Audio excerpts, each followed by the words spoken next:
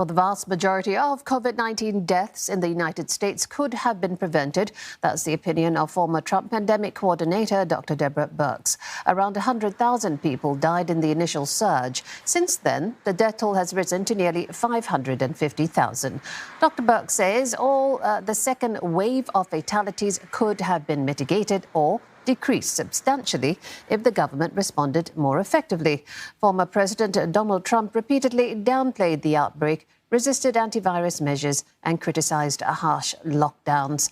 Simon Marks is joining us from Washington, D.C. Simon, Dr Birx getting some pushback and criticism for appearing to support the vaccination program and then not speaking up earlier on this topic. Why now?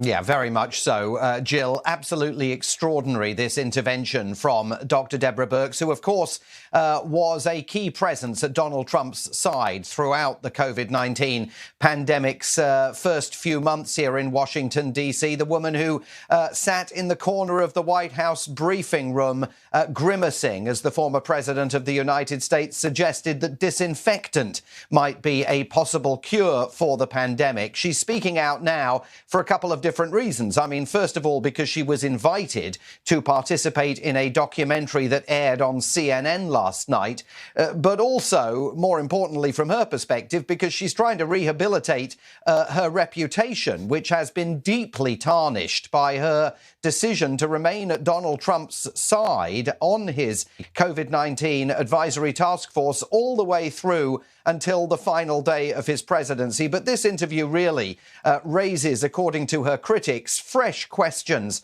about her judgment. If she was aware that as many as 400,000 Americans were about to die needlessly in the United States, from a medical perspective, I mean, in terms of her duty of care, how did she not speak out earlier? And why didn't she resign from the inner circle of a Trump administration that she characterized in that interview on CNN as being a situation where people were walking on eggshells constantly in a bid not to incur the wrath of the former president? It really was an extraordinary claim to make as this country continues to struggle with the pandemic months after Dr. Birx says inadequate precautions were taken to protect the public.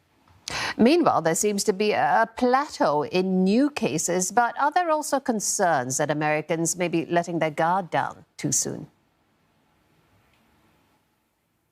Yeah, well, I think the plateau may be over. We've heard from the head of the CDC, the Centers for Disease Control in Atlanta, that she is now deeply concerned about the trajectory of the COVID-19 virus here in the United States. As the vaccination campaign rolls out, we're seeing increased numbers of cases in more than half of America's 50 states.